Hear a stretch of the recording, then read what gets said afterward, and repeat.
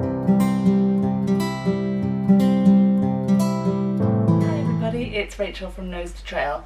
Today I'm just going to show you a really simple way of teaching your dogs to just settle down beside you and relax. Whenever I go out to the pub or a coffee shop with my friends, this is always the thing that they are most impressed about my dogs being able to do.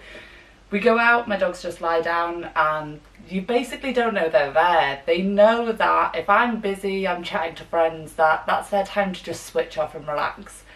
So what we're going to do is we're going to use one of these. So this is just a Kong, and because it's quite early this morning, I've just filled that with Maisie's breakfast. And what we're going to do is we're going to put our foot over the narrow end like this, and that's just going to basically help Maisie to stay on this mat here and helps her from kind of taking the Kong and knocking it around, which I really don't want in my house at the minute because I don't really fancy having dog food all over the floor. So by just putting my foot lightly over the narrow end, it just holds it in one place for her. She will then lick and hopefully lie down next to the Kong, at which point I've got some little treats, and because Maisie's really good at this, just some bits of her normal breakfast biscuit that I'm then going to just drop down beside her. So I'll go and get it and let's see how she gets on. Good girl.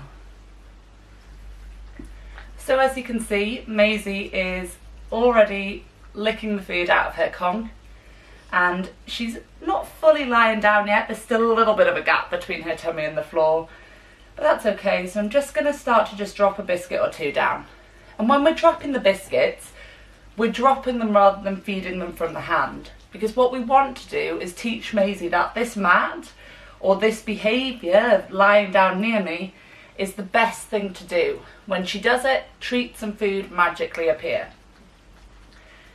We don't want to distract her and her to start looking at us, because ultimately what we want her to do is be happy without our attention. So I'm just going to sit here and intermittently drop a little treat down.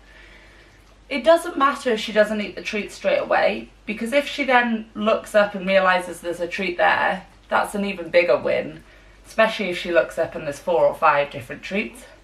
But really what we want, good girl, she's found them.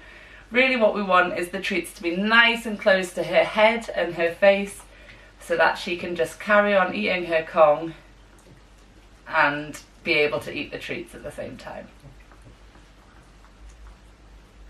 So over time you want to practice this, maybe a couple of times in the day, maybe do it with a little bit of their dinner and a little bit of their breakfast, so you've got 2 opportunities in the day. But then you want to start practicing this without the need for the Kong, because if you're anything like me, you're not going to want to put a Kong filled with dog food in your handbag and take that out to the beer garden with you, particularly if it's sunny, it'll start to smell. So over time what we can do is we could give our dogs something like a hard dog treat, dentist stick, something like that, that they can have instead of the Kong, but they can still do the same behaviour. For Maisie, she doesn't particularly like a shiny pub floor, so having this mat is a really good indicator for her that she needs to do this behaviour, because we can just take that with us to the pub and put that down on the floor and she will be more likely to lie down. She isn't going to lie down on a cold, slippy floor, she doesn't like it. So having that there will just encourage her to do this nice, calm behaviour that we want.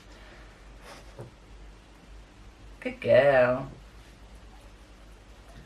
What you probably don't realise is that actually my other dog is doing the exact same thing just out of view of the camera. And it is a really nice way of just giving your dogs something long lasting to help encourage them to do a behaviour. If you've got a new puppy, then teaching this settle behaviour from an early age is key, because it acts almost like an on-off switch for your dogs, and it can be really helpful if you've got visitors coming over. Now that we're starting to ease out of lockdown, having some visitors over might be really exciting for your dogs. They might be jumping up, they might be clambering all over those visitors to say hi because they've not had that attention for a long time. Or if they're a puppy that you've only got recently, they may never have experienced that. So if you've already practiced this, when you know you're getting your visitors, get your Kong out, take it over to your dog's bed or their mat like this, and it'll just help to relax your dog. The licking behaviour that they do to get the food out, that's calming anyway, as you've probably seen in our post about licky mats. So overall, this is just a really good relaxation exercise for our dogs to be taught from an early age. Maisie's 7, so she is a bit of a pro at this now, and she would do this without the Kong. Hello, buddy. Ricky, good boy, go find it. So Rico wasn't getting any biscuits there, so he's come in to find out what's going on. But you can see that Maisie's not bothered at all. She just carries on doing her settle behaviour. And that's what we'd want if we were in a pub too, because what we don't want is a dog to walk into the pub and startle your dog, or a kid to run past and then to be that dog that's barking in the pub. So for Maisie to be able to just lie here with the intruder of her younger brother coming to say hi, that was really good. So he's reappearing. Rico, come in. Sit. Good lad. So I'll end this here now, and I'll let Maisie finish the rest of her breakfast. But practice your settle and let us know how you get on.